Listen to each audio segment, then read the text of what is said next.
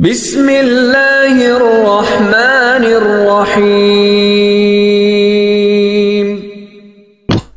Bismillahirrahmanirrahim. Assalamualaikum warahmatullahi wabarakatuh. Innal hamdalillah wassalatu wassalamu ala Rasulillah wa ala alihi wa sahbihi wa man tabi'ahum bi ihsan ila yaumil qiyamah. Kepada seluruh para ummahat dan seluruh para ibu-ibu yang semoga kita senantiasa dikuatkan pundak kita, senantiasa dilapangkan hati kita di dalam kesabaran, dan senantiasa dilapangkan hati kita di dalam keridhaan. Semoga ibu-ibu menjadi cinta pertama buat putra dan putrinya. Semoga keturunannya tidak memiliki hutang pengasuhan dari ibunya dan bapaknya. Semoga para ibu juga menjadi cinta sejati bagi para suaminya dengan kelembutan dan indahnya senyuman yang ibu selalu perlihatkan kepada suaminya. Dan semoga para ibu yang berkumpul merupakan ibu-ibu yang kelak dipanggil oleh 8 pintu surga karena keridhaan suami yang diberikan kepada masing-masing istrinya. Tentunya kita senantiasa bersyukur kepada Allah atas seluruh nikmat yang Allah berikan kepada kita, karena sesungguhnya ilmu merupakan kenikmatan yang besar. Ilmu itu mengubah yang tipis menjadi tebal, ilmu itu mengubah yang keruh menjadi bening, ilmu itu mengubah yang kotor menjadi bersih. Sebagaimana ilmu itu memberikan energi pada kehidupan kita. Kalau bukan karena ilmu, kita tidak punya alasan untuk bertahan dalam setiap perjalanan kita dalam kehidupan. Ibu kalau tidak tahu keutamaan melahirkan, mungkin ibu tidak mau melahirkan. Sebagaimana banyak wanita muda hari ini free child, mereka tidak mau untuk melahirkan karena mereka tidak paham betapa besarnya keutamaan ketika mereka melahirkan dan memiliki putra dan putri yang bisa menjadi tongkat bagi dia ketika nanti tua. Ketika seorang wanita tidak tahu bagaimana besarnya senyuman yang dia berikan kepada suaminya itu memberikan pahala, mungkin dia tidak akan bisa tersenyum. Di situlah kita belajar ilmu itu memberikan energi kepada kita supaya kita bisa menjawab seluruh pertanyaan dan seluruh ujian di dalam kehidupan kita. Saya pernah membaca sebuah buku dari apa yang ditulis oleh Imam Ibnu Qayyim. Tulisan ini langsung saya share kepada istri saya. Tulisannya itu berbunyi, ternyata seorang laki-laki dan seorang perempuan kalau mereka sudah menikah, ada dosa dan ada kemaksiatan yang tidak Allah hapuskan kecuali karena kelelahan dan keletihan ketika dia merawat anaknya dan mendidik anaknya sampai anaknya beriman kepada Allah dan Rasulnya dengan benar. Kelelahan setiap ibu, kelelahan setiap bapak itu ternyata bukan hanya mendatangkan pahala, tetapi ternyata memberikan kepada kita penghapus atas dosa dan kemaksiatan kita. Jadi semakin lelah, semakin besar dosa dan kemaksiatan Allah hapuskan dari kehidupan lembaran amal kita. Ketika saya mendapatkan ilmu itu, saya bawa ilmu itu kepada istri saya. Istri saya memiliki banyak anak. Nah, tentunya lelah, dan ibu pasti tahu punya anak itu pasti melelahkan. Saya tidak usah tanya lelah atau tidak, pasti menjawabnya lelah dan letih. Dan ternyata setelah kita mendapatkan ilmunya, akhirnya memberikan energi kepada kita bahwasanya kelelahan yang kita dapatkan ternyata menghapuskan dosa dan menghapuskan kemaksiatan. Akhirnya kita punya alasan untuk bertahan ketika kita merawat anak kita dengan kesabaran. Itulah ilmu. Ilmu itu sekali lagi memberikan kepada kita energi, karena setiap apapun yang kita temukan pada kehidupan itu tidak ada obatnya kecuali adalah ilmu. Orang yang menjalani kehidupan tanpa ilmu sebagaimana ketika kita menghadapi ujian tetapi malamnya tidak belajar. Ibu-ibu masih ingat dulu ketika kita SD ada namanya cawu. Tahu cawu? Tahu. Kalau tahu berarti fix di atas 40 tahun. Dulu ada cawu, dulu ada semesteran. Ketika kita dulu ada ujian, ada cawu, ada semesteran, malamnya kita tidak belajar misalnya, maka ketika kita pada waktu ujian kita akan bingung bagaimana kita menjawab seluruh pertanyaan pada lembar ujian ketika kita sedang semesteran ataupun cawu. Ketika pembagian rapot kita gelisah. Kenapa? Karena kita tidak bisa menjawab pertanyaan disebabkan karena kita tidak belajar. Maaf ya, Kalaulah hanya semesteran, cawu saja, ternyata malamnya tidak belajar, membuat kita gelisah dan akhirnya kita bingung bagaimana menghadapi ujian dan pembagian rapot. Apalagi ketika kita menghadapi kehidupan lalu kita tidak punya ilmu, lalu dengan apa kita bisa mendapatkan ketenangan? Semoga ilmu ini Allah tambahkan terus kepada kita, dan ilmu ini membentuk keberkahan pada apapun yang kita miliki, dan ilmu ini membentuk kebaikan dalam setiap poros kehidupan yang kita jalani. Semoga Allah tidak mengharamkan kita dari ilmu yang berkah yang bisa mengubah kita menjadi pribadi yang lebih baik. Amin insyaallah. Ibu-ibu seluruh majelis taklim Kemang Pratama, kita pada kesempatan hari ini membicarakan tentang masalah ukhuwah, yaitu adalah masalah persaudaraan. Sebuah materi yang sebenarnya ini merupakan materi yang begitu indah dibicarakan tetapi begitu pahit dirasakan. Karena kalau sudah membicarakan tentang ukhuwah, semuanya sepakat ukhuwah itu indah. Tetapi terkadang indahnya masalah ukhuwah itu hanya sebatas di masjid. Tapi kalau sudah keluar dari masjid, biasanya kita tidak merasakan indahnya ukhuwah, karena kenyataan yang kita dapatkan ukhuwah itu pahit dirasakan di dalam kehidupan. Hari ini orang pintar itu semakin banyak, tetapi justru semangat permusuhannya semakin besar. Majelis taklim semakin berlimpah sebagaimana gorengan di pinggir jalan. Tetapi ternyata semakin banyaknya majelis taklim, ternyata semakin subur bagaimana permusuhan dan pertikaian di antara sesama muslim. Dan itu merupakan sebuah kenyataan yang hari ini kita hadapi. Mau tidak mau, suka atau tidak suka, kita menghadapi sebuah krisis persaudaraan dalam kehidupan umat kaum muslimin. Kalau kita mau melokalisir, kita menjumpai bahwasanya ternyata tubuh umat hari ini khususnya di Indonesia terbagi menjadi dua kelompok besar. Yang pertama, kelompok yang begitu gampang membid'ahkan dan kelompok yang begitu gampang menyesatkan, sehingga dengan apapun dia mengatakan sesat, dia mengatakan bid'ah, dia mengatakan syubhat, dan dia mengatakan tidak ada ilmunya kepada keluar kelompoknya, sehingga akhirnya yang betul-betul mengikuti Nabi menurut mereka hanya mereka, yang paling paham ilmu menurut mereka ya cuma mereka, dan akhirnya begitu banyak orang terluka ketika mereka gampang menyesatkan, ketika mereka gampang merendahkan dan mencela orang lain hanya karena tidak sama frekuensi ilmunya dengan apa yang mereka pelajari. Kelompok yang satunya adalah kelompok yang begitu gampang untuk mengatakan Wahabi kepada siapapun, terutama untuk mengkonter kelompok yang pertama, sehingga akhirnya kalimat yang paling fasih mereka ucapkan adalah Wahabi, dikit-dikit Wahabi, dikit-dikit Wahabi. Dan itu begitu kentara dan begitu nyata pada kehidupan kita. Di sono gampang membid'ahkan, di sana begitu mudah mengatakan Wahabi, dan akhirnya yang di tengah itu terkadang bingung. Kita ini milih yang mana di antara dua pertentangan dan dua pertengkaran yang luar biasa yang dirasakan oleh umat hari ini. Apa yang terjadi, Ibu? Yang terjadi adalah banyak anak-anak muda hari ini mereka trauma dengan konten-konten agama. Ketika mereka menjumpai konten agama itu penuh dengan pertengkaran dan pertikaian sebagaimana politikus. Makanya menurut data resmi di sosial media itu pernah diberikan sebuah penelitian bahwasanya ternyata anak muda ada dua konten yang selalu mereka skip kalau mereka melihat sosial media. Ini nyata, cek aja di Google. Dua konten itu apa yang mereka selalu skip? Pertama, konten politik itu mereka selalu skip, karena mereka tahu bahwasanya politik itu tidak ada lawan abadi, tidak ada musuh abadi, yang ada hanyalah kepentingan. Kok Ibu jawabnya serempak gitu? Korban ya. Itu yang pertama. Yang kedua, konten yang tidak pernah mereka lirik adalah konten yang berbau agama. Kenapa? Karena mereka betul-betul begitu gelisah melihat pertikaian dan permusuhan. Pertikaian ini belum selesai, sudah ditambah pertikaian ini. Permusuhan ini sudah ada, belum selesai, ditambah lagi permusuhan ini. Sehingga mereka yang hidupnya sudah berat, kondisi ekonomi juga sudah semakin berat, ditambah lagi mencari pekerjaan yang nyaman juga tidak gampang untuk mereka, ditambah lagi pertikaian membuat mereka semakin jauh dari konten agama. Makanya akhirnya yang paling laku dan paling viral dan trending antara anak muda itu apa? Yaitu konten stand up comedy. Kenapa? Stand up comedy itu mampu untuk menghibur mereka dari ruwetnya perjalanan hidup.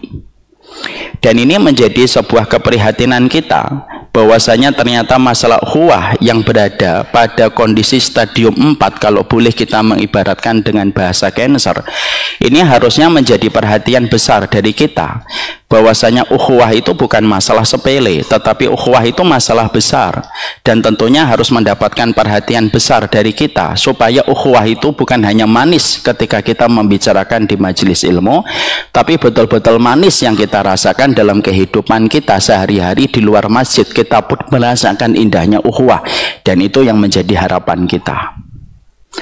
Makanya kita juga harus paham kenapa kita harus membicarakan ukhuwah.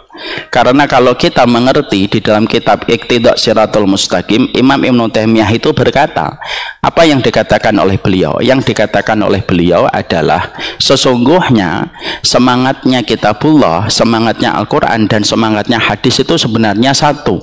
Bagaimana bisa mempersaudarakan antara muslim dengan muslim dan tidak membuat jurang pertikaian dan permusuhan antara muslim dengan muslim. Itu intinya sunnah. Jadi sunnah itu bukan hanya masalah fikih, bagaimana kamu sholatnya sesuai dengan sunnah. Sunnah itu bukan hanya masalah umroh, kamu sudah sesuai sunnah atau tidak sunnah. Masalah sunnah itu bukan masalah ketika Ramadan kamu sudah sesuai sunnah atau tidak sesuai dengan sunnah, bukan hanya itu. Tapi ternyata sunnah itu adalah bagaimana kita di dalam mengikuti Rasulullah, memberikan komitmen kita ketika mengikuti Nabi. Salah satu komitmen kita yang kita dapatkan dalam sunnah itu adalah seberapa besar kita mampu merekatkan hati kita sesama muslim, karena sesungguhnya sunnah itu sebagaimana air yang mengademkan, dan sunnah itu sebagaimana jarum yang sifatnya merekatkan, dan bukan sebagaimana gunting yang mengkoyak antara satu dengan yang lainnya. Itulah sunnah. Jadi sedih kalau kita artikan sunnah itu hanya sebatas sholat kamu. Kalau kamu menggerak-gerakkan sunnah, kalau tidak menggerakkan tidak sunnah. Kalau kamu tidak menggerakkan sunnah, kalau menggerak-gerakkan tidak sunnah. Kan sedih. Karena sesungguhnya sunnah itu bukan fikih semata, tetapi sunnah itu aturan besar, di mana salah satu poin besar dalam aturan yang dibuat oleh Nabi menjadikan kita saling bersaudara. Ustadz kok bisa mengatakan sunnah itu sifatnya mempersaudarakan? Ya, mana dalilnya? Oke, mari kita datangkan dalil supaya kita paham. Ibu-ibu, kalau kita sholat, kita ini kalau sholat berjamaah, maka Rasulullah Shallallahu Alaihi Wasallam memberikan contoh kepada kita, sholat kita berjamaah itu dekat-dekat atau jauh-jauh? Dekat-dekat. Bahu bertemu dengan bahu, kaki ketemu dengan kaki. Tapi kalau sudah diwakili bahu juga tidak apa-apa. Kenapa kalau kita sholat itu kita diperintahkan untuk berdekat-dekatan? Karena ternyata ada sebuah tujuan yang disampaikan Nabi. Hadu bainal manakib wasudul khalal wala takhtalifu fatahtalifa qulubahum. Kalau sholat yang rapat softnya itu jangan berselisih. Berselisihnya hati kalian, berselisihnya soft kalian itu menyebabkan berselisihnya hati kalian di luar sholat. Artinya Nabi itu pengen mengatakan kepada kita, kalau sholat bukan hanya mencari kaki, tetapi mencari hati setelah sholat. Makanya sholat itu bukan renggang-renggang, bukan mentang-mentang masjidnya besar gitu, akhirnya formatnya 3-4-3, itu main bola ya. Tapi di situ kita menjumpai bahwasanya itulah sholat saja yang dilakukan 5 kali ketika berjamaah, itu ternyata semangatnya, message-nya kita di dalam sholat itu adalah melatih hati kita untuk saling berdekatan dengan mendekatkan bahu dengan bahu. Maaf, terkadang ada orang yang suka mencari kaki di luar sholat, tetapi mereka memusuhi hati ketika di luar sholat. Ketika pas sholat rapat, ketika di luar sholat ketemu, ketika mencari sandal tidak bertegur sapa, hanya karena beda ustadz. Yang ketawa-ketawa bisa jadi menjadi korban atau menjadi pelaku.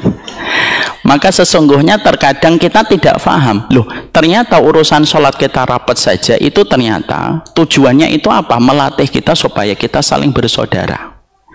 Ketika kita diperintahkan, mangkana yu'minu billahi wal yaumil akhir falyakul khaira aw liyasmut. Barang siapa yang beriman kepada Allah dan hari akhir, hendaklah dia ngomong yang baik. Kalau tidak bisa ngomong yang baik, diam. Kenapa kita diperintahkan ngomong yang baik? Supaya omongan kita tidak menyakiti saudara kita. Maka diamlah kalau memang tidak bisa ngomong yang baik. Kenapa perintah sunnah itu disampaikan Nabi? Supaya ada hati yang terjaga di balik setiap kata yang dikontrol. Kenapa kita diperintahkan untuk memuliakan tetangga kita? Supaya tidak menyakiti. Kenapa kita kalau diperintahkan ketika kita masak, ini kan urusan ibu-ibu masak. Ketika ibu-ibu masak, lalu masakannya adalah masakan daging, maka salah satu di antara perintahnya Nabi, fa'aksir marokoh. Kalau kamu masak daging, perbanyaklah kuahnya. Kenapa kita diperintahkan memperbanyak kuah ketika memasak daging? Supaya tetangga kita tidak tersakiti dengan bau, tetapi tidak mendapatkan masakan yang kita buat. Makanya diperbanyak kuahnya. Lalu ibu berbagi dengan tetangganya. Bukan hanya kuahnya ya, tapi dagingnya juga. Jangan sampai masak mie rebus ketok-ketok tetangga. Ya Mbak, ini ada kuah. Kuah apa? Kuah mie rebus. Leminya mana? Kata Rasulullah perbanyak kuah. Enggak gitu juga.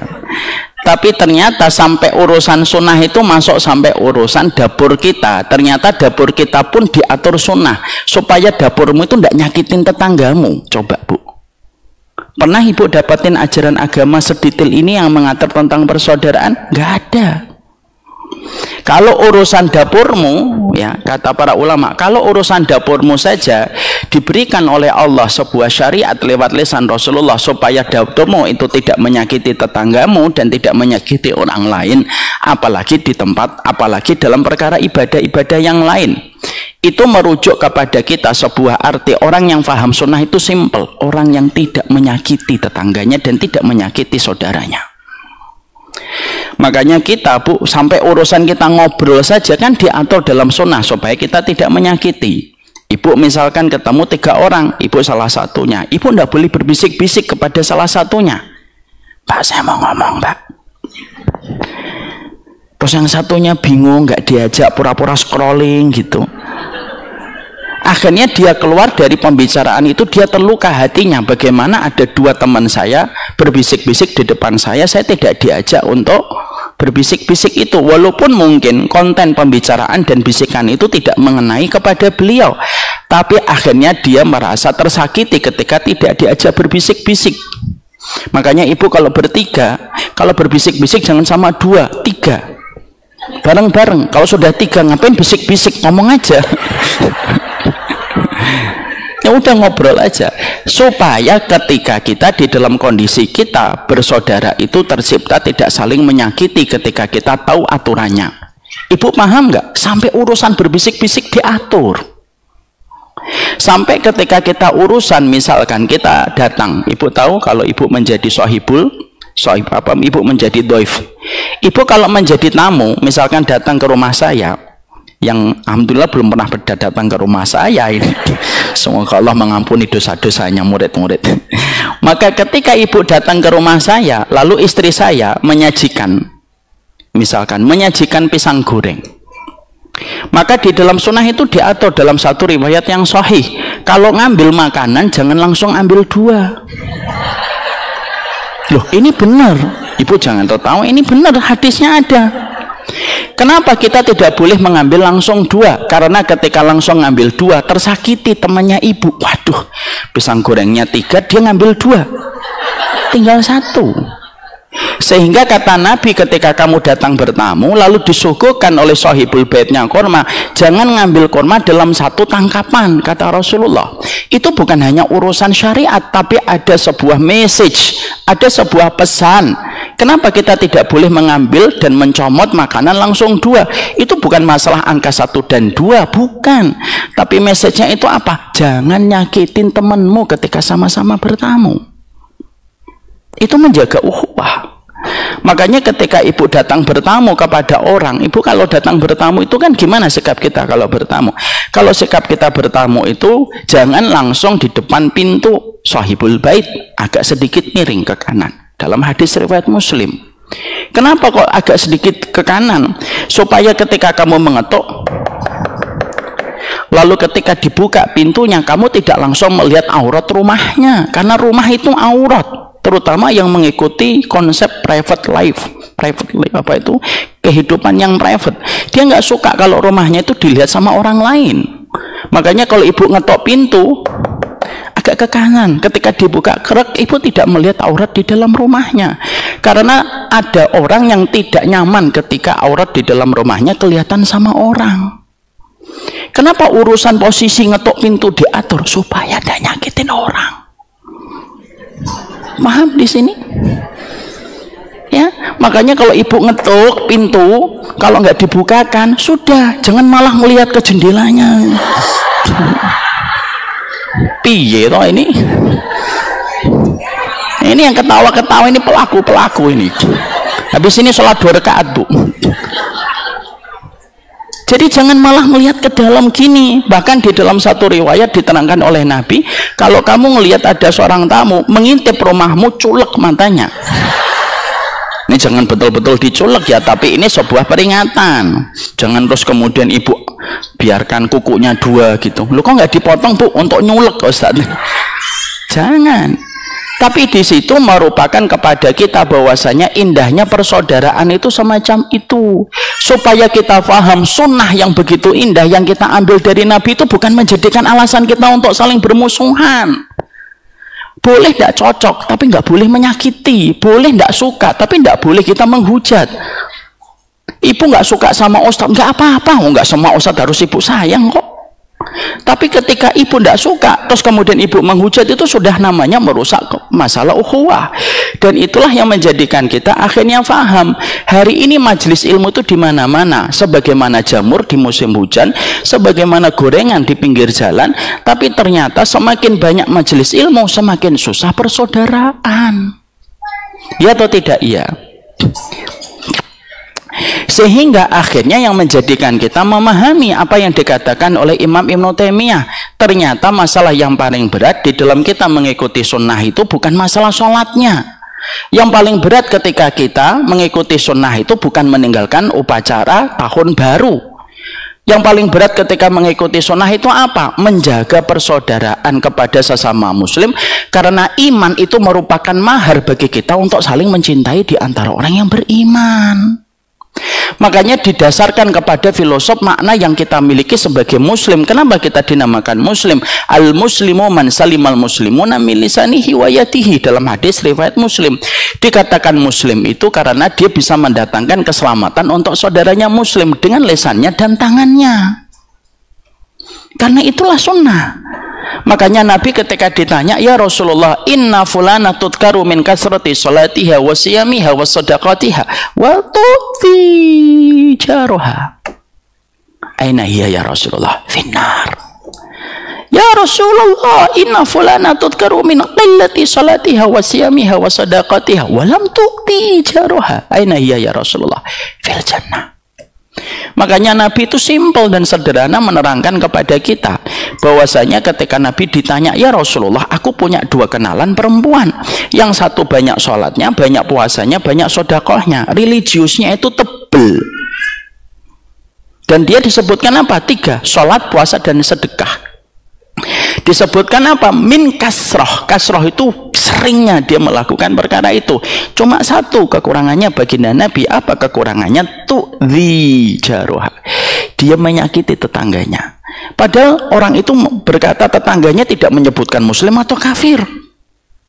Hanya mengatakan dia menyakiti tetangganya. Maka Nabi SAW menjawabnya singkat. Dan Nabi tidak menjawabnya panjang lebar. Nabi menjawabnya singkat. Finnar. Kalau dia menyakiti tetangganya, dia berada di neraka. Lalu disebutkan yang kedua, ya Rasulullah, inna fulana tudkaru min qillati salatiha wa siyamiha wa sadaqatiha wa lam tu'ti jaruha. Ada yang kedua, ya Nabi, dia itu sedikit sholatnya, sedikit puasanya, sedikit sedekahnya. Ini kabar gembira buat ibu-ibu yang sholatnya nggak terlalu sering, puasanya nggak terlalu sering gitu. Terus sedekahnya nggak terlalu banyak. Tapi kata beliau yang bertanya kepada baginda Nabi, walam tu'ti jaruha, dia tidak pernah nyakiti tetangganya, sabar, orangnya tidak agresif, luwes, tidak menyerang tetangganya. Maka kata baginda Nabi kepada beliau, hiya finnar, hiya fil jannah, dia berada di dalam surga. Ini memberikan kepada kita sekali lagi, agama ini tuh terbangun atas asas persaudaraan. Kulit boleh berbeda, jilbab boleh berbeda, tapi hati tetap harus sama, bahwasanya mahar yang menjadikan kita saling bersaudara itu adalah karena Allah semata. Makanya maaf, ada yang namanya memaafkan itu lebih utama daripada yang meminta maaf. Kenapa kok memaafkan itu lebih utama daripada yang meminta maaf? Karena memaafkan itu merupakan cermin dan refleksi ketika dia punya kelapangan hati, sehingga dia memaafkan. Makanya salah satu nama pintu surga itu apa, Ibu? Pintu memaafkan. Pintu surga itu ada 8. Pintu sholat, pintu puasa, pintu sedekah, pintu jihad, pintu aiman. Pintu aiman yang dimasuki 70.000 orang yang masuk surga tanpa hisab. Ada pintu ridho, orang yang ridho dalam seluruh kehidupannya. Kemudian pintu taubat yang ke-8, pintu memaafkan. Kenapa pintu memaafkan itu merupakan salah satu pintu yang ada pada surga? Jadi pintunya ada 8. 1, 2, 3, 4, 5, 6, 7, 8. Loh kok pas? Iya pas ya, 3 ya, 9 ini ada 8. Kenapa ada pintu memaafkan itu? Karena sesungguhnya memaafkan itu efeknya besar, dan memaafkan itu tidak bisa dilakukan kecuali orang yang mengharapkan ridhonya Allah. Kalau pintu sholat kita maklumi, kita paham. Kalau pintu jihad kita maklum, pintu puasa kita maklum, logika kita. Tapi kenapa kok nyempil pintu memaafkan? Karena pintu memaafkan itu merupakan salah satu konsekuensi. Kalau kita berukhuwah, ya saling memaafkan. Karena kita kalau tidak saling memaafkan itu tidak akan terjadi persaudaraan yang indah di antara satu dengan yang lainnya. Sehingga memaafkan itu sampai-sampai pahalanya begitu besar di sisi Allah, Bu.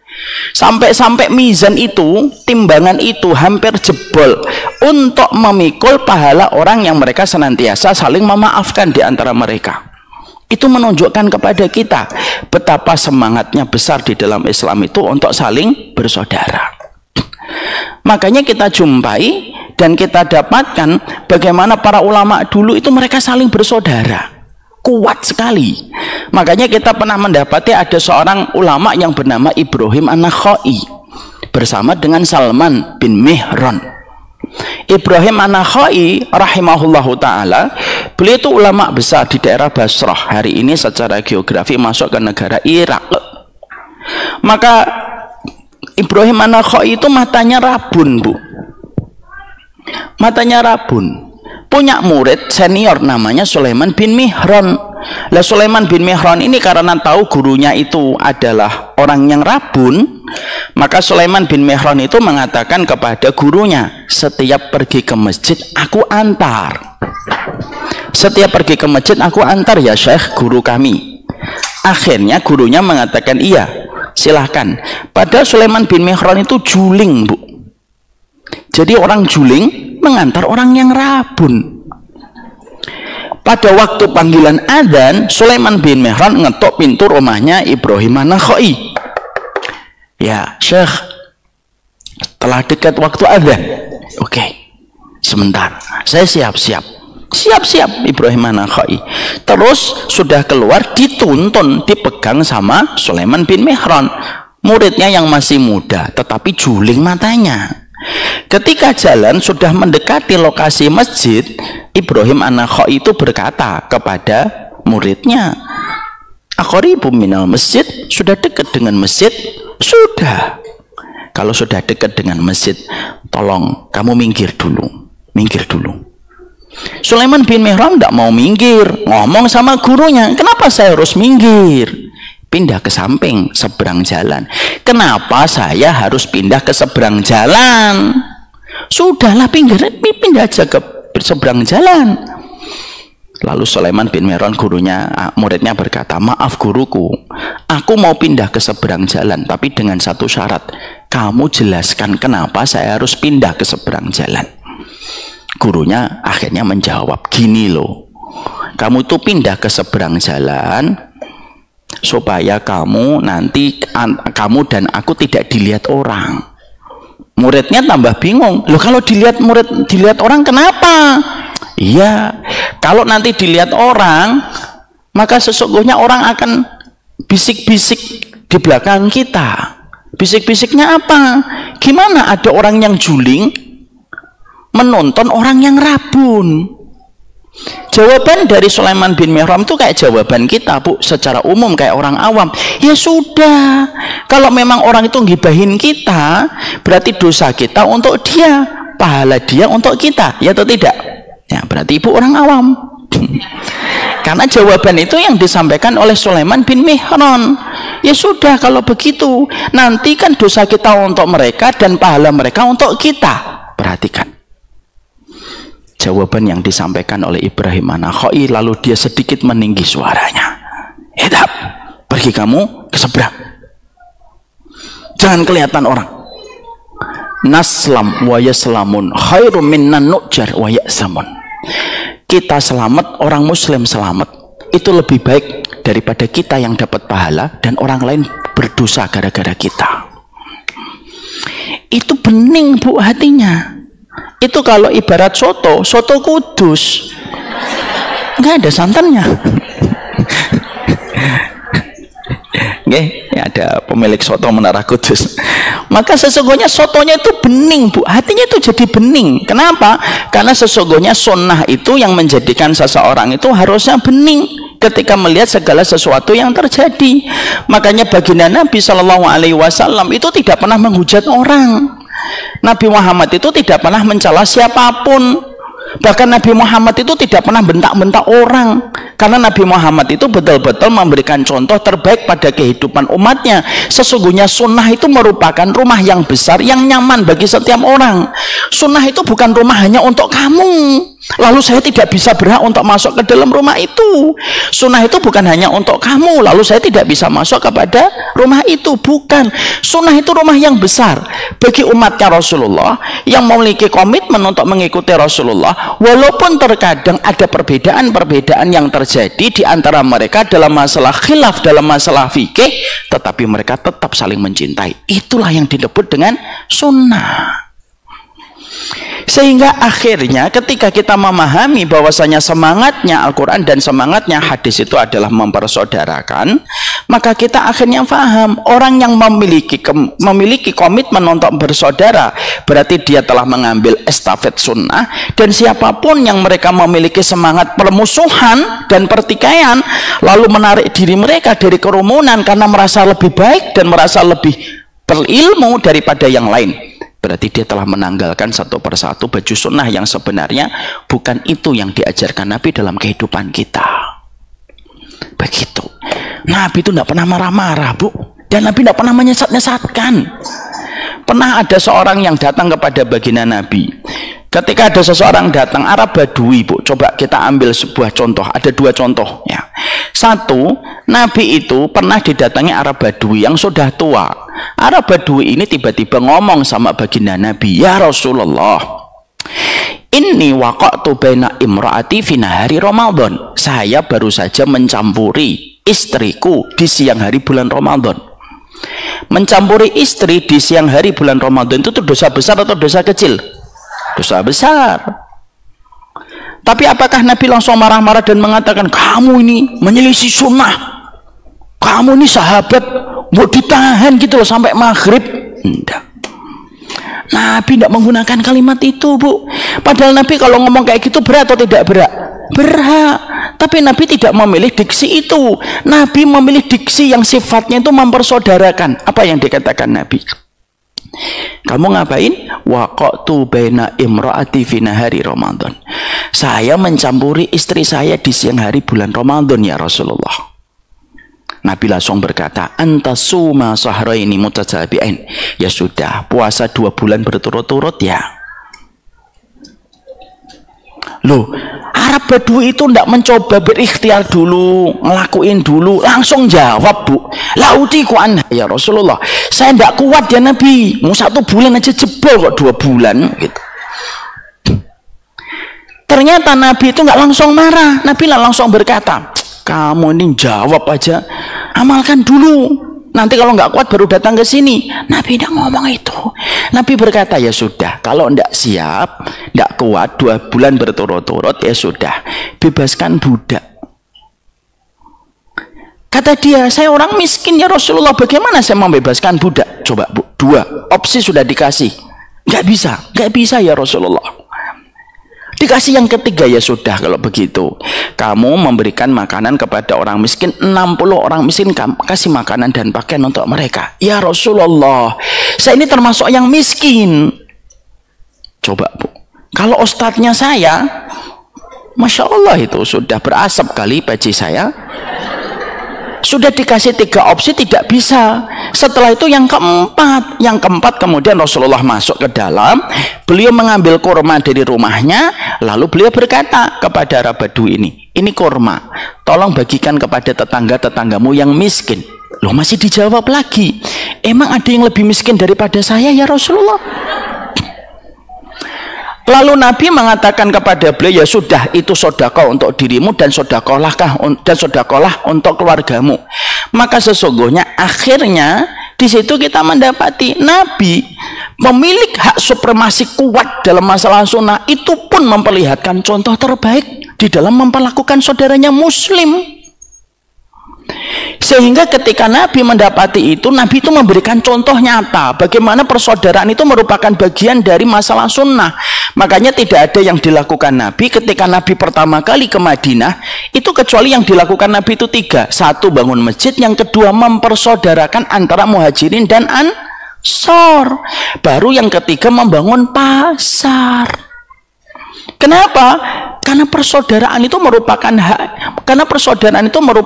persoalan akidah primer pada kehidupan kaum muslimin, sehingga akhirnya kita tidak akan mendapatkan kebaikan sunnah dan kesempurnaannya sampai kita memiliki komitmen untuk saling bersaudara. Itu yang kita harus paham. Yang kedua, yaitu ketika contohnya Nabi Shallallahu Alaihi Wasallam, Nabi lagi sholat. Ketika Nabi lagi sholat, ada seorang sahabat namanya Abu Bakrah, Bu. Lah, Abu Bakrah itu belum sampai ke masjid, sudah mendapati para sahabat yang di Masjid Nabawi sudah pada ruku'. Lalu Abu Bakrah tahu kalau kita mengetahui rukuknya imam berarti mengetahui 1 rakaat. Dia mengetahui, wah sudah ruku' tapi belum sampai ke masjid. Dia masih di luar masjid. Langsung dia rukuk di luar masjid. Allahu Akbar. Lalu jalan. Dia lalu jalan, Bu. Kisahnya ada dalam riwayat Muslim. Lalu dia jalan gitu sampai masuk ke Masjid Nabawi. Dan ketika sampai di Masjid Nabawi, langsung ikut sholat bersama dengan para sahabat yang lainnya. Selepas sholat, diberitahu oleh malaikat ke telinga Rasulullah, Muhammad, Rasulullah, ada sahabatmu namanya Abu Bakrah, masa dia rukuk sebelum masuk masjid supaya tidak ketinggalan 1 rakaat. Perhatikan caranya Nabi, perhatikan Bu dialognya Nabi, supaya ibu itu bisa membandingkan Rasulullah itu kalau dakwah itu kayak apa, supaya jangan sampai kita itu gampang termakan dengan kata-kata. Lah Rasulullah sebagai pemilik supremasi sunnah itu mengatakan apa kepada sahabat itu? Nabi itu langsung mengatakan, Abu Bakrah, kamu tadi yang rukuk ya? Enggak. Nabi menjaga namanya. Nabi berkata, siapa di antara kalian tadi yang ketika belum sampai masjid sudah rukuk lalu berjalan menuju shaf? Para sahabat yang di depan celingak-celinguk, enggak ada, Bu. Ternyata Abu Bakrah berkata, saya ya Rasulullah.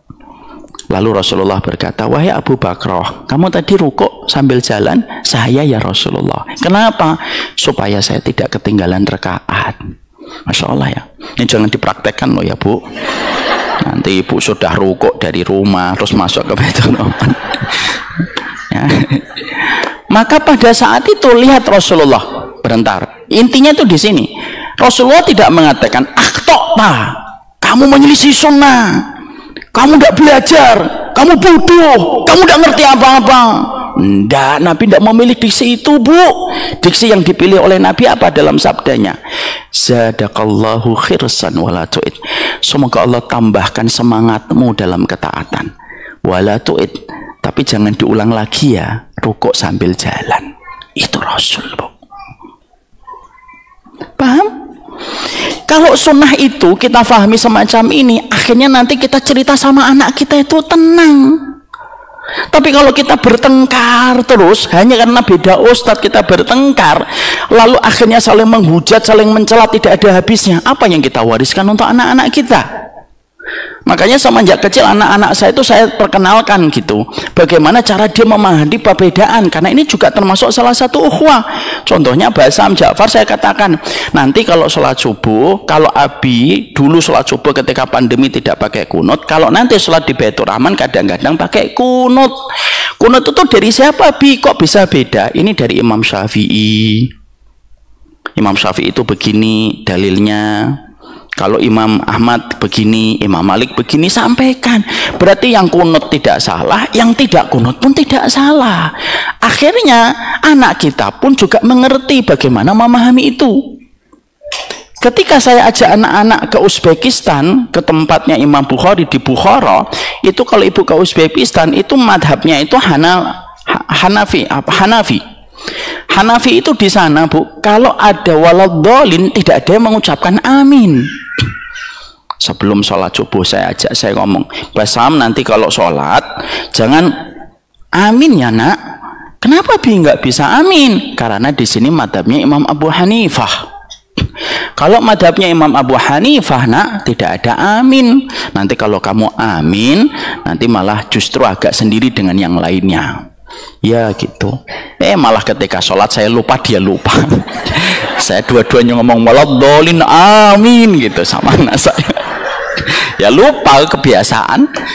Malah dia protes setelah sholat, katanya nggak ngucap amin gitu. Tapi itulah yang dinamakan dengan persaudaraan, itulah yang dinamakan dengan ukhuwah. Sehingga semangatnya yang dibawa oleh Nabi itu semangatnya bagaimana kita mempersaudarakan di antara kita, bukan menjadikan kita saling bermusuhan. Kita ini sama-sama beriman, sama-sama sujud kepada Allah, sama-sama kita haji, sama-sama kita rukuk, sama-sama kita bersedekah. Kok hanya karena beda 1-2 perkara ketika kita mendapati dalam masalah fikih lalu kita melestarikan permusuhan dan pertikaian di antara kita? Pertanyaannya adalah, dari mana sunnah itu kita dapatkan kalau akhirnya belajar untuk memusuhi? Sehingga akhirnya inilah yang menjadikan kita paham, Bu. Ketika kita akhirnya memahami bahwasanya sunnah itu bukan hanya masalah fikih kamu sholat dalam sunnah, bukan hanya masalah umroh kamu yang sesuai sunnah, tapi termasuk di antara komitmen kita mengikuti sunnah adalah bagaimana menjadikan kita tetap saling bersaudara. Akhirnya kita paham, kalau hati kita banyak memusuhi orang, berarti ada yang kurang bersih dari apa yang kita pelajari.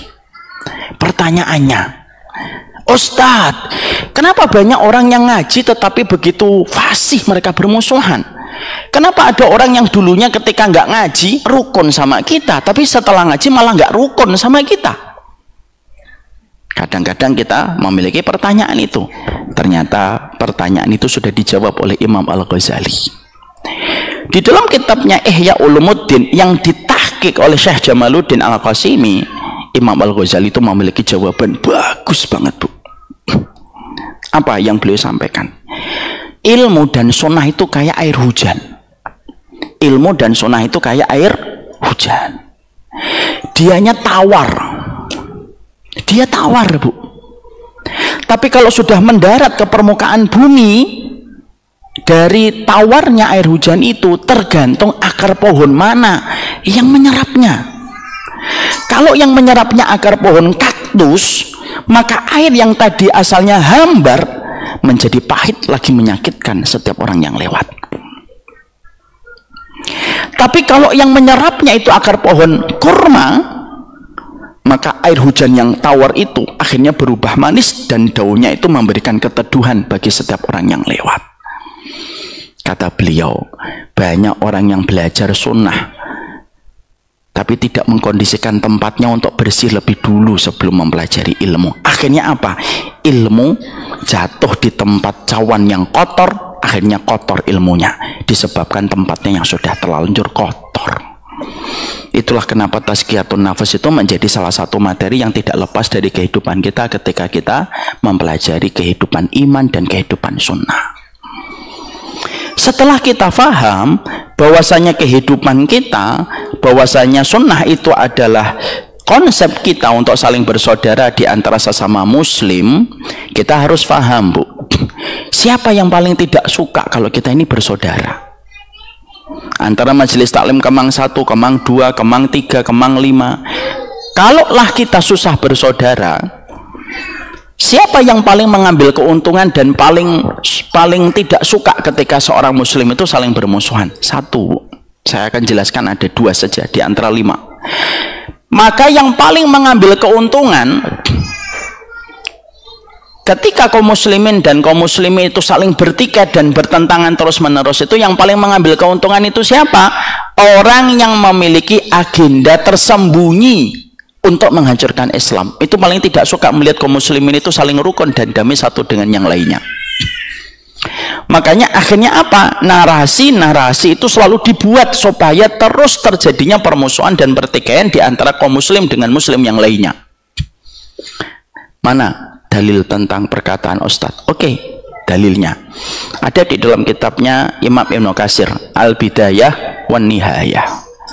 Dalam kitab Al-Bidayah wan Nihayah, kalau ibu melihat sirah pada abad yang kedua Hijriyah, saat itu banyak ekspansi Islam, Bu, menyerang sampai di daerah Romawi Timur. Romawi Timur itu sampai mau jatuh karena tidak kuat dan tidak bisa menang menghadapi kekuatan para sahabat dan para tabiin ketika mengadakan ekspansi besar-besaran untuk menyebarkan sunnah dan agama yang hanif, yaitu Islam. Romawi Timur ketika mau hancur, tiba-tiba terjadilah sebuah fitnah. Apa fitnahnya? Terjadilah pertikaian, Bu, antara Abdul Malik Marwan dengan Abdullah bin Zubair. Pertikaian itu terjadi di antara mereka dan menyedot banyak energi. Ketika kaum muslimin yang asalnya mengadakan ekspansi untuk merontokkan kekuatan Romawi, lalu terjadi pertikaian dan permusuhan internal di antara mereka, maka akhirnya ekspansi itu terhenti. Karena apa? Konflik internal. Ketika terjadi konflik internal, para komandan-komandan militer Romawi Timur datang kepada Kaisar Romawi Timur. Siapa nama Kaisar Romawi Timur? Julistianus As-Tsani namanya, Julistianus yang kedua.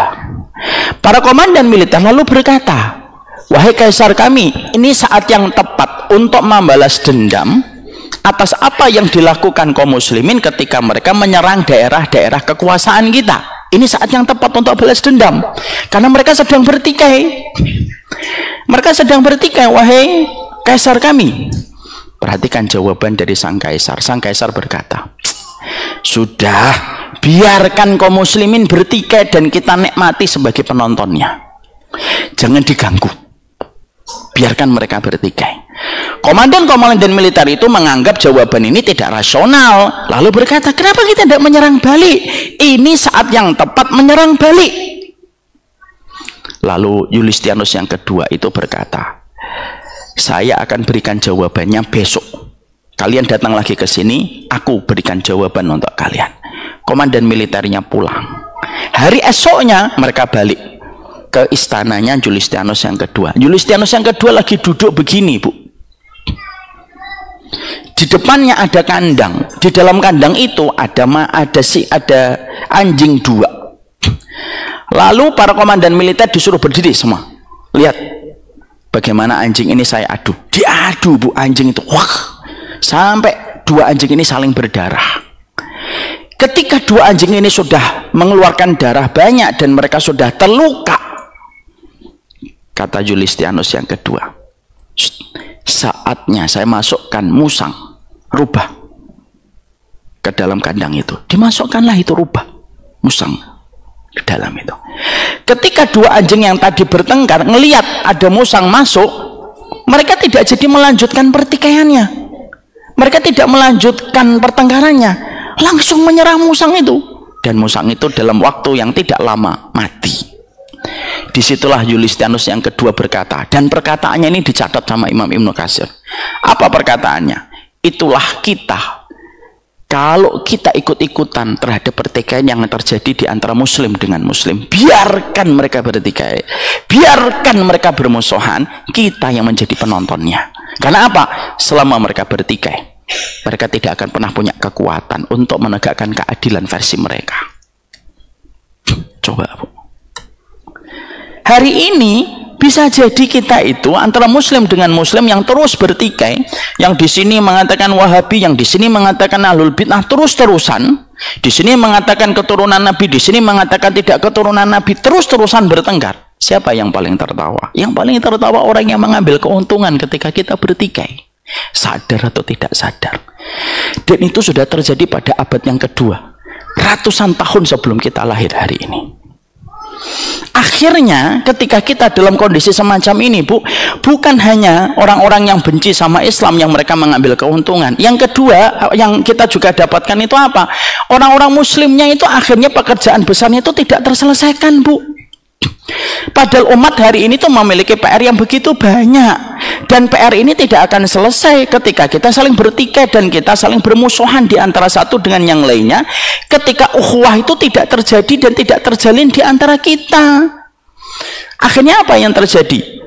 Orang yang terlibat judi online, perzinahan, PR-PR umat yang hari ini banyak sekali kita harus selesaikan, itu akhirnya tidak terselesaikan. Kenapa? Sibuknya kita dengan seluruh pertikaian dan permusuhan yang ada di antara sesama muslim dengan muslim yang lainnya.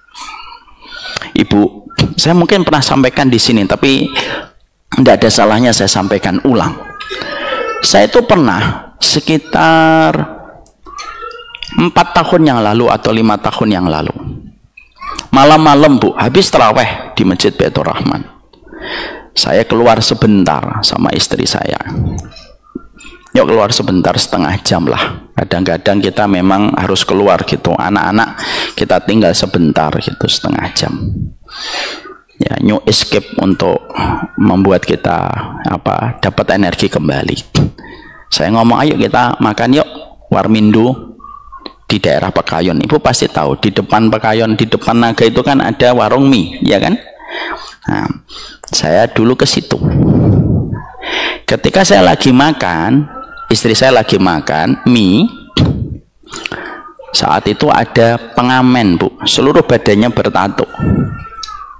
Seluruh badannya bertato, dan dia ngamennya itu dengan tangan gitu. Saya ketika melihat beliau itu langsung pingin banget untuk memanggil beliau gitu. Saya bilang, Mas, ini Mas gitu. Istri saya asalnya tidak setuju. Apa sih dipanggil? Saya bilang, saya menggunakan hak prerogatif saya. Kali itu aja. Beliaunya datang. Terus saya ngobrol sama dia. Sholat nggak, Mas? Sholat, Pak. Ini yakin? Iya, Pak, sholat saya, Pak, gitu. Saya iseng-iseng nanya, sholat maghrib berapa rakaat? 5 rakaat, Pak. Ya udah, wassalam itu udah. Wassalam, sholat maghrib 5 rakaat. Sholat isya saya nggak akan tanya, apalagi sholat taraweh. Saya khawatir saya yang kejang-kejang nanti. Gitu. Nah, saya panggil, saya niatnya mau ngasih uang. Maaf ya, Bu, mungkin kita memiliki perbedaan. Saya tuh kalau sama pengamen tetap ngasih. Walaupun saya mengambil pendapat bahwasanya musik itu haram, pendapat saya. Tapi kenapa pengamen itu tetap saya kasih? Ada 3 alasan. 1, saya tidak mau memaksakan hukum saya dengan hukum pengamen. Saya tidak mau memaksakan ukuran sepatu saya dengan ukuran sepatunya pengamen. Bagi saya yang sudah belajar, paham hukum, tapi pengamen itu nggak bisa saya paksakan ilmunya kayak saya. Itu yang pertama. Yang kedua, bisa jadi pengamen itu memilih ngamen itu merupakan opsi yang paling terakhir dari semua opsi pahit yang pernah dia dapatkan. Pernah disuruh begal, pernah diajak jadi komplotan pencuri, tapi semua opsi itu ditolak dan akhirnya menjadi pengamen. Yang ketiga, saya berharap uang yang saya berikan kepadanya bisa menjadi berkah dan menjadikan ada kebaikan untuk dia dan untuk saya. Saya tanyakan, wah, namanya siapa, Mas? Disebutkanlah namanya, Bu. Disebutkan namanya, dan namanya bagus banget. Namanya keren lah, nama-nama kayak orang Eropa gitu. Saya nggak mau nyebutkan namanya karena saya belum minta izin kisah ini. Maka saya tanya, oh namanya bagus banget, nama asli itu atau nama panggung? Saya bilang, nggak tahu, Pak, ini dikasih nama sama orang-orang karena saya tidak tahu siapa orang tua saya. Saya ditaruh di bawah jembatan oleh orang tua saya, dan saya diasuh sama orang-orang pemulung dan gelandangan. Fix, nyata ini, Bu. Ya sudah, Masya Allah ya, saya terenyuh gitu ya. Terus saya tuh kan mengatur otak saya, Pak. Gimana ya saya bisa ngomong tentang dakwah tanpa memberatkan kepada beliau? Kan nggak mungkin saya ngomong begini ya, akhi, qala Allah Ta'ala fil Qur'anil, kan nggak mungkin. Nggak mungkin kan. Akhirnya saya ngomong tuh, saya putar otak saya gitu ya. Gimana ya bisa ngomong itu masuk ke beliau? Karena saya harus menyesuaikan dengan objek yang saya sedang ajak bicara. Akhirnya saya ketemu kalimat dan diksi. Mas, pengen bahagia enggak? Saya merencanakan memulai dengan kalimat itu supaya setelah itu saya kondisikan beliau untuk sholat. Pengen bahagia enggak? Jawaban kita kan pasti pengen kan? Ibu tidak akan pernah menyangka jawabannya. Jawabannya apa? Saya enggak pengen bahagia, Pak. Kaget saya. Ya, terus maunya apa? Saya mau beli gitar. Loh, kenapa kok nyebutnya gitar? Supaya ketika saya ngamen tidak diremehkan orang. Coba Bu, bayangkan. Dan itu nggak jauh dari sini. Saya madep gitu. Nah, saya bilang, udah makan belum? Belum, Pak. Ya udah makan dulu. Sambil pesan saya ngomong, Mas, besok kamu ke Kemang Pratama 3 ya. Ini daerahnya itu seberang ini, di belakang ini nih. Dia tahu, Pak. Sebutkan nama saya ke masjid. Nanti biar orang masjid nyari ke saya. Punya handphone nggak? Nggak punya, Pak. Akhirnya kan nggak bisa nyatet. Ya sudah, kamu ke sana, ke masjid, namanya Masjid Baitur Rahman. Ngomong, saya nyari Pak Umar Mita. Insya Allah saya mau belikan kamu gitar. Ya, Pak. Makan dia. Pisah. Harapan saya pasti besok mau dong datang. Hari esok saya tanya tamu buat masjid, ada nggak orang bertato nyari saya? Nggak ada, Ustadz. Saya tanya ke satpam, takutnya ditahan di pintu situ, ada nggak orang bertato pengen masuk ke sini? Nggak ada, Ustadz. Coba tanya yang shift kemarin. Ya, saya tanya, nggak ada. Sampai berlalu kisah ini 4 tahun, mau 5 tahun, dia tidak pernah datang, Bu. Apa yang kita ambil hari ini, terkadang sunnah itu hanya sekedar narasi, tapi belum bisa ngasih solusi untuk orang di sekitar kita. Ditambah lagi ketika kita terus bermusuhan, bertikai gitu, siapa yang paling menjadi korban? Orang-orang semacam ini, Bu.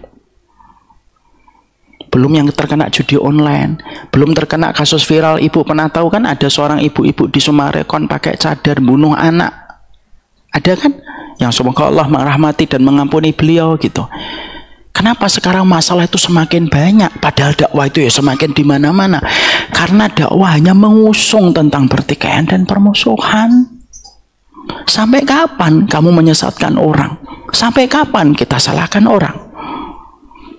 Dan akhirnya kita itu jadi malu kalau kita tidak pernah menjadi rahilah. Ibu tahu yang namanya rahilah? Rahilah itu unta yang bisa membawa beban, itu namanya rahilah. Maaf ya Bu, Nabi mengatakan kepada kita, an-nasu kal ibilil mi'ah la tajidu fiha rahilah. Kata Nabi, manusia itu kayak sekerumunan unta. Di antara 100 ekor unta, belum tentu di antara 100 ekor unta itu yang mampu menjadi rahilah. Apa itu rahilah? Rahilah itu unta yang paling kuat, yang biasanya harganya paling mahal, karena dia mengangkat beban yang paling berat. Itu namanya rahilah.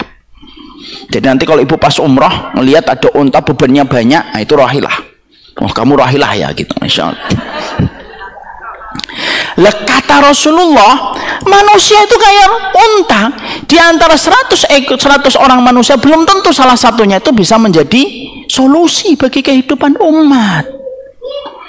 Makanya akhirnya kalau kita terus saling bertikai, saling membangun eksklusivisme di dalam kehidupan kita ngaji, lalu akhirnya tidak mau kalau bukan ustadznya yang dini, maunya hanya ustadznya saja, dan terus kita dalam kondisi semacam itu, Berapa banyak PR yang akhirnya terabaikan dan tidak tertunaikan hanya karena kita mementingkan emosi kita untuk bermusuhan. Siapa yang jadi korban? Umat. Siapa yang jadi korban? Keturunan kita, Bu. Dan kita khawatir nanti ada adik-adik kita atau anak-anak kita tuh yang mikir, wah saya nggak mau ngaji. Kenapa nggak mau ngaji? Karena saya lihat orang yang ngaji tidak saling bertegur sapa ketika di luar masjid. Itu kan sedih jadinya. Anak-anak itu kan kayak kaset kosong, melihat apa yang dilihat. Children see, children do. Ya apa yang dia lihat itulah yang akan mereka kerjakan. Nah kalau kita selaku orang tua tidak saling bersaudara di dalam masjid, membangun persaudaraan, membangun pertemanan dan kekeluargaan yang baik di antara kita dan jamaah-jamaah kita, anak kita tidak akan pernah mendapatkan role model terbaik di dalam persaudaraan.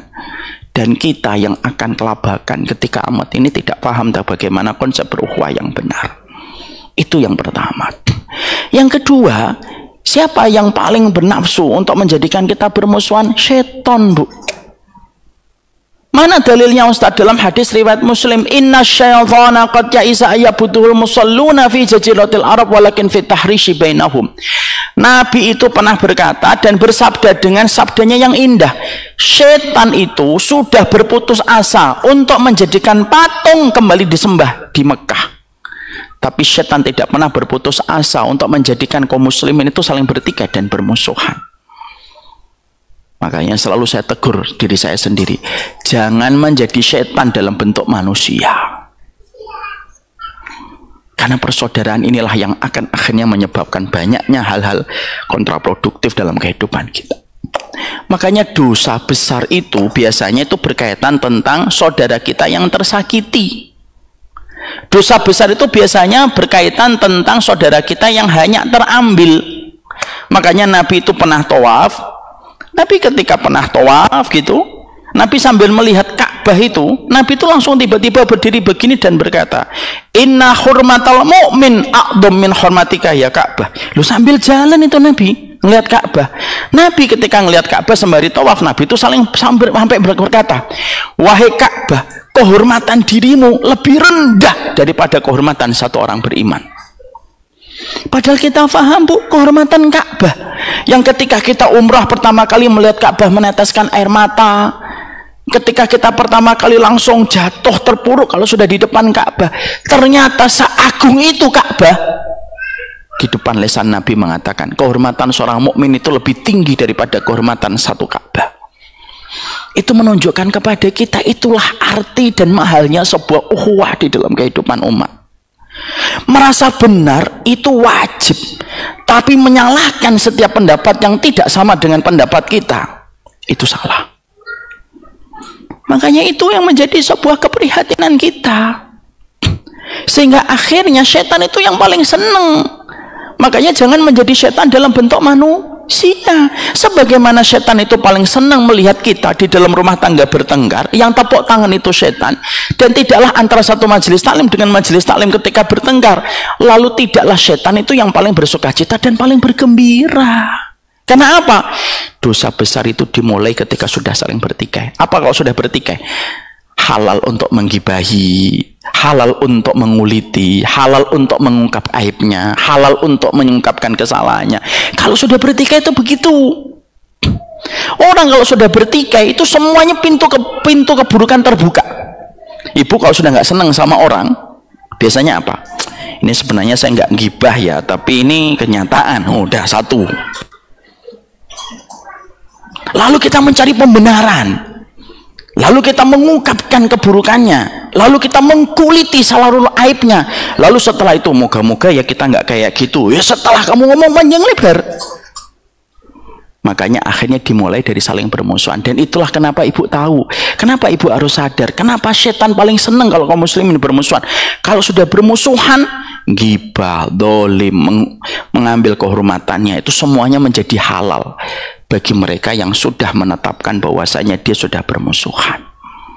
Dan itulah nampak segala kerusakan dan akhirnya hilanglah semua kebaikan kita dalam kebaikan hidup. Makanya akhirnya betul kata Imam Syafi'i. Imam Syafi'i itu pernah ditanya, saya ingin mati husnul khotimah, Apa yang saya harus lakukan? Imam Syafi'i lalu berkata, kalau ingin mati husnul khatimah, jagalah persaudaraanmu antara muslim dengan muslim dan berbaik sangkalah kepada mereka. Kamu pasti husnul khatimah.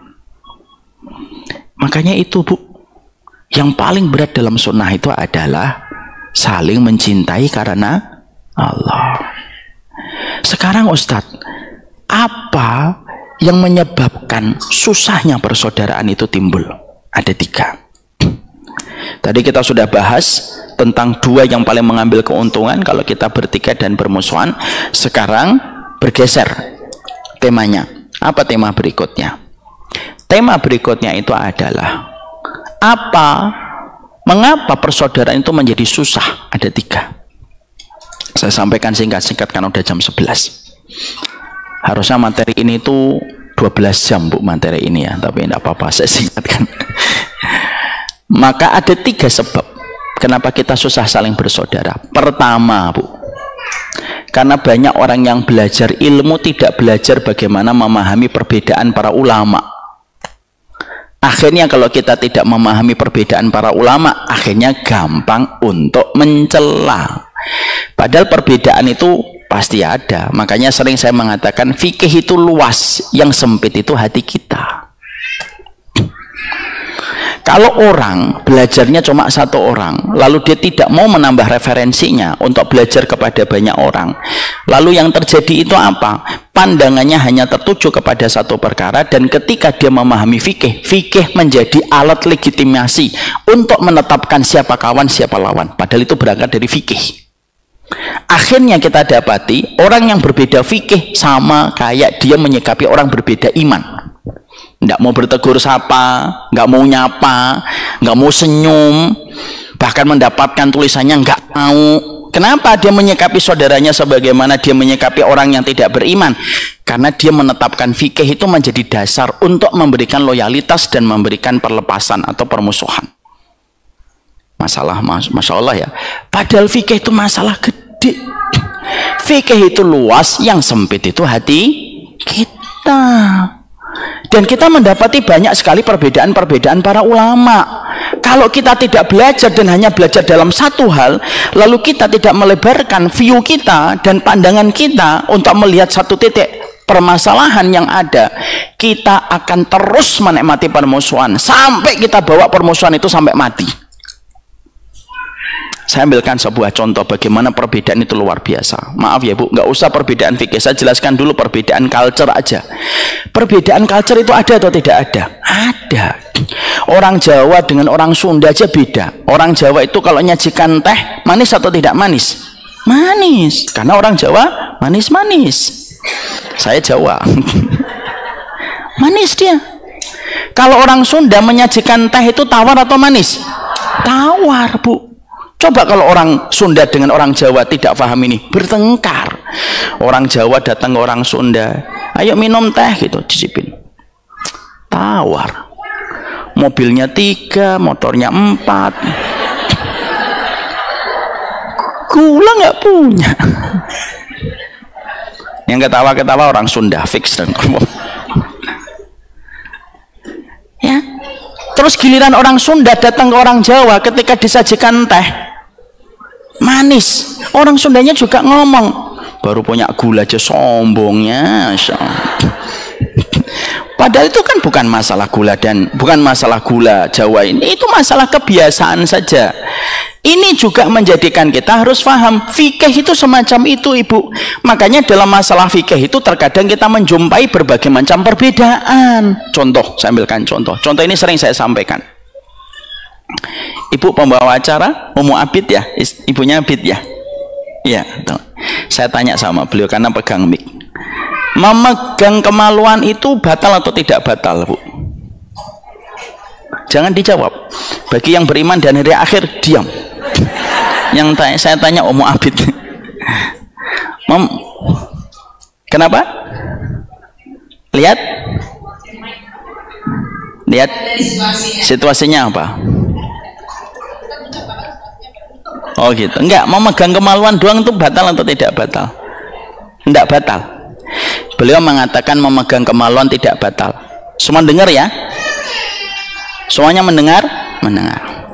Saya tanya sama Ummu Abid, Rasulullah bersabda, man massa dzakarahu falyatawaddo. Siapapun yang memegang kemaluannya wajib berwudu. Berarti memegang kemaluan itu batal ya Rasulullah? Batal. Batal, Bu. Sekarang saya tanya lagi, batal atau tidak batal? Hadisnya sahih. Batal atau tidak batal sekarang? Sekarang batal atau tidak batal? Oh, sekarang batal. Ya, sekarang sudah berubah beliau, batal. Saya tanya lagi Ummu Abid. Kalau Ummu Abid sudah berubah, tadi tidak batal, sekarang sudah batal karena hadisnya sahih. Ummu Abid tahu ada hadis Nabi sahih. Ada seorang laki-laki tanya kepada Nabi, ya Rasulullah, bagaimana kami memegang kemaluan kami? Apakah batal atau tidak batal? Nabi menjawab, sesungguhnya memegang kemaluan sama dengan memegang bagian tubuhmu yang lain. Jadi tidak batal ya Rasulullah? Tidak batal. Sekarang batal atau tidak batal? Ya insya Allah. Betul. Di sini ada dua hadis, Bu. Yang satu mengatakan batal, yang satu mengatakan tidak batal. Dua-duanya hadis sahih. Lah terus gimana Ustaz cara memahami? Saya ingin menyampaikan contoh ini supaya Ibu paham betapa ragam fikih itu luar biasa. Di situ ada 3 madhab. Yang pertama madhab tarjih. Madhab tarjih itu gimana? Menetapkan, ada yang menguatkan hadis pertama, ada yang menguatkan hadis yang kedua. Kalau menetapkan hadis yang pertama, batal. Apapun kondisinya memegang kemaluan, batal.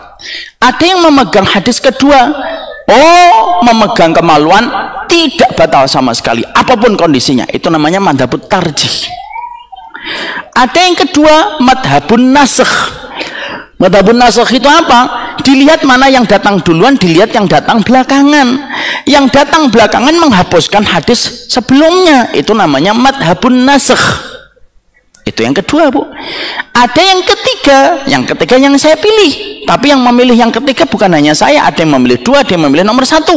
Kalau saya ditanya Umar Mita, kamu memegang yang mana? Saya memegang madhab yang ketiga. Apa madhab yang ketiga? Madhabul jama' Imam Malik. Gimana madhabul jama'? Begini cara menggandengkannya dua hadis itu, karena tidak ada hadis yang kontraproduktif. Hadis itu tidak ada yang kontradiktif. Hadis itu begini dipahami oleh Imam Malik. Kalau kamu memegang kemaluan dengan syahwat, batal. Tapi kalau kamu memegang kemaluan tidak dengan syahwat, tidak batal. Dan itu madhab, namanya madhabul jama'. Apakah itu satu-satunya pendapat? Oh enggak. Ada madhabut tarjih, ada madhabun nasakh.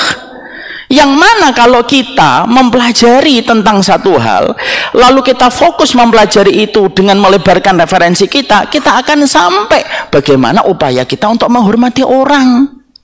Tapi kalau kita tidak mau mempelajarinya dan hanya sekedar kita belajarnya prematur, langsung diajarkan dan prematur kita mempelajari, disitulah timbul permusuhan.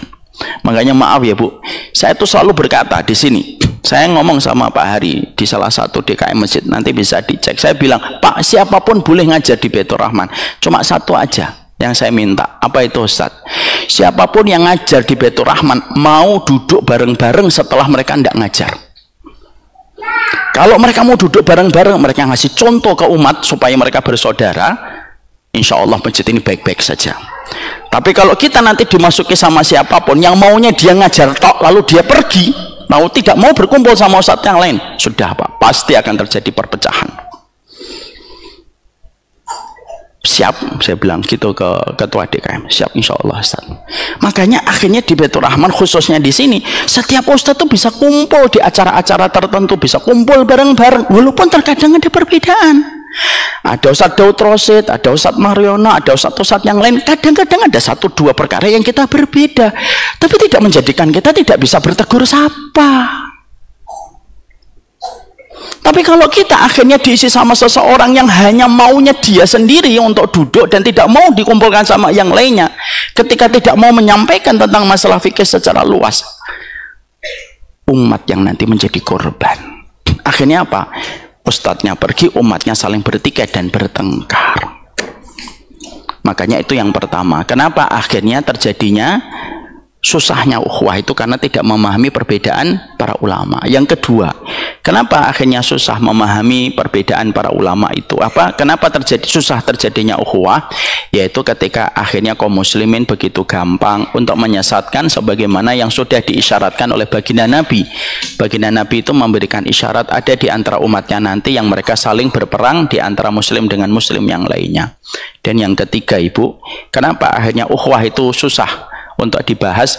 Karena banyaknya fanatisme kepada kelompoknya, memaksumkan kelompoknya, memaksumkan golongannya, seakan-akan yang bukan dari kelompoknya dan golongannya tidak ada yang memiliki ilmu dan tidak ada yang memiliki kebenaran.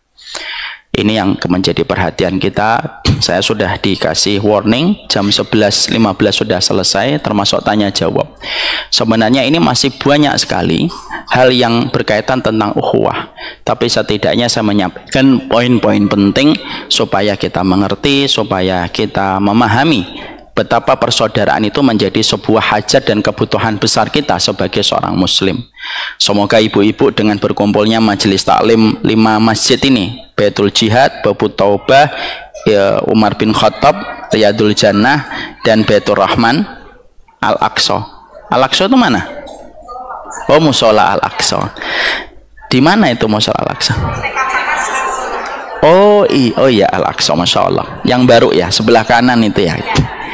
Maka semoga semuanya diberikan oleh Allah kerukunan, diberikan ukhuwah yang baik, dan semoga insya Allah hal-hal semacam ini bisa kita aktifkan di dalam kebaikan. Semoga Allah memberkahi kita, memberkahi semua yang kita kaji, dan memberkahi semua urusan keluarga dan keluarga kita semuanya.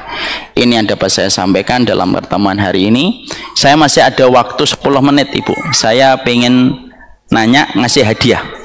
Nah, nanti setelah itu baru kita buka dengan kita tutup dengan ini. Ibu-ibu, ada pertanyaan? Tidak ada, insya Allah ya. Saya pengen ngasih hadiah kepada yang bisa menjawab sebagai bentuk kebaikan kita sesama muslim dengan muslim yang lainnya. Bagi yang bisa menjawab, nanti langsung angkat tangan. Yang tidak mengangkat tangan, kalau beriman sama Allah dan hari akhir, diamlah. Pertanyaan pertama, sebutkan 2 pihak yang paling seneng kalau kaum muslimin itu saling bertikai. Ya, Ibu. Setan,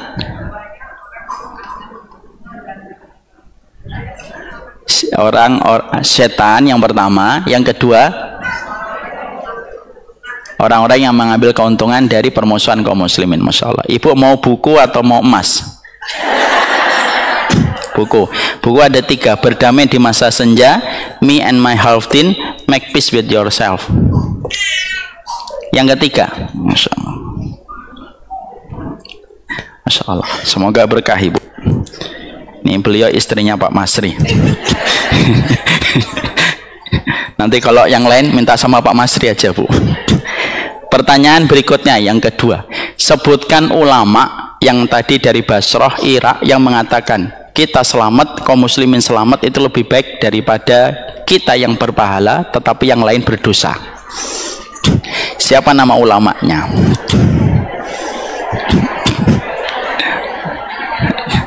Ya, Ibnu Taimiyah? Bukan. Hah? Siapa? Ibrahim siapa, Bu? Sebutkan aja semuanya, nanti pasti ada yang nyangkut. Siapa, Ibu? Ibrahim An-Nakhai, Masya Allah. Ibu pengen apa? Buku atau emas Nafis Gold? Buku yang Me and My Halfteen atau Berdamai di Masa Senja? Dua-duanya jangan, Bu. Oh, yang ini. Pertanyaan yang ketiga. Masya Allah. Apa yang dilakukan Nabi ketika pertama kali Nabi masuk ke kota Madinah? Ada 3. Masya Allah. Perwakilan dari Baitul Jihad. Gimana, Ibu? 1, membangun masjid. Gimana Baitul Jihad? Sudah berapa persen pembangunan? Semoga jamaahnya masjid Baitul Jihad tambah rukun. Semoga yang berselisih tambah lumer. Semoga yang bermusuhan bersaudara kembali. Apa Bu yang dilakukan Bu? Membangun masjid, mempersaudarakan muhajirin dan ansar. Yang ketiga, membangun pasar. Ibu mau hadiah mana? Buku atau emas Nafis Gold? Masya Allah. Mau emas atau emas mita? Ini Nafis Gold. Sami-sami. Jangan dilihat gramnya, dilihat emasnya. Pertanyaan berikutnya. Tadi masalah memegang kemaluan saja ada 3 madhab. Itu baru 1 masalah. 3 madhab itu apa aja? Ya, Ibu. Madhab tarjih, madhab nasikh, madhab jamak. Masya Allah ya, luar biasa ya. Silakan Ibu. Nanti buat beli soto gondrong ini Bu.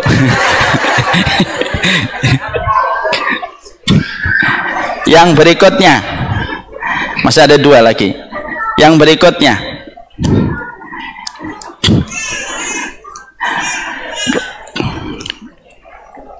pertanyaan berikutnya adalah, siapa nama Kaisar Romawi Timur yang tadi menyampaikan tentang masalah konsep permusuhan? Sana dulu atau sana? Sana dulu ya.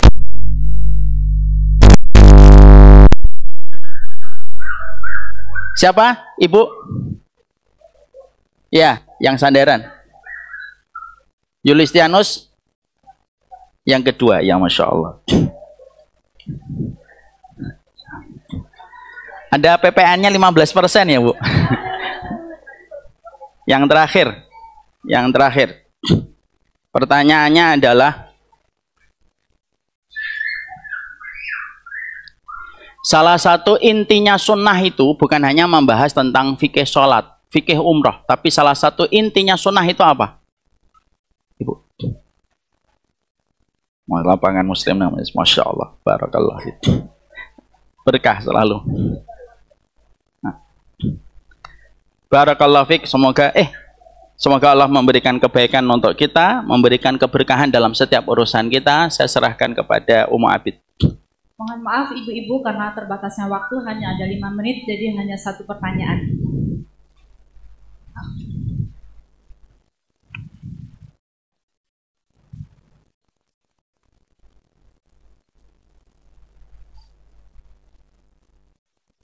Ya Ibu. Saya ingin bertanya tentang ungkapan Syafi'i. Sekarang kan banyak sekali ungkapan Syafi'i, syar'i. Oh itu pengajiannya Syafi'i, pergi umrohnya Syafi'i. Apakah Syafi'i itu sesuatu yang sesuai dengan sunnah atau yang lain tidak Syafi'i atau bagaimana gitu Pak Ustaz? Yang kedua, iya Ibu, saya sudah pengen jawab aja. Itu kan dari Uzbekistan. Kenapa mazhabnya? Bukan Uzbekistan, beliau dari Palestina, Bu. Siapa? Imam Bukhari. Iya, maksud saya itu Bukhari, tapi kok mazhabnya Hanafi di sana di. Imam Bukhari Syafi'i, Bu. Madhab di sana yang tersebar adalah madhab Hanafi. Iya, Hanafi yang tersebarkan. Iya. Apakah karena Imam Bukhari tidak tinggal di Bukhara, Imam Bukhari tinggal di Nisabur, Bu, di daerah Iran. Iya, dan banyak ulama-ulama Hanafi yang ada di daerah Uzbekistan. Dan sebenarnya kita itu memiliki kaitan erat dengan sejarah Uzbekistan, Bu. Karena kita harus paham Ibrahim Samarkandi yang menjadi ulama pertama yang akhirnya memiliki keturunan Wali Songo itu dari Samarkand. Samarkand itu daerah Uzbekistan. Daerah Uzbek itu daerah indah, terutama Bukhara. Bukhara dan Samarkand itu daerah indah. Kalau nanti Ibu berkesempatan dan berkelapangan harta, jangan ke Eropa, ke Bukhara aja. Terus pertanyaan pertama, gimana ucapan tentang syar'i? Syar'i itu adalah bagaimana aturan kita disesuaikan dan diterapkan sesuai dengan aturan kitabullah dan sunnah. Ada yang terkadang seseorang sudah syar'i, ada seseorang yang terkadang berproses sesuai dengan proses yang syar'i. Maka sesungguhnya pada keduanya ada sebuah kebaikan. Yang sudah syar'i, maka jagalah hati supaya tidak tercipta kesombongan. Yang belum syar'i, maka senantiasa meminta pertolongan dan kekuatan kepada Allah supaya kita diberikan kehidupan yang syar'i. Begitu caranya. Olah lah bisa.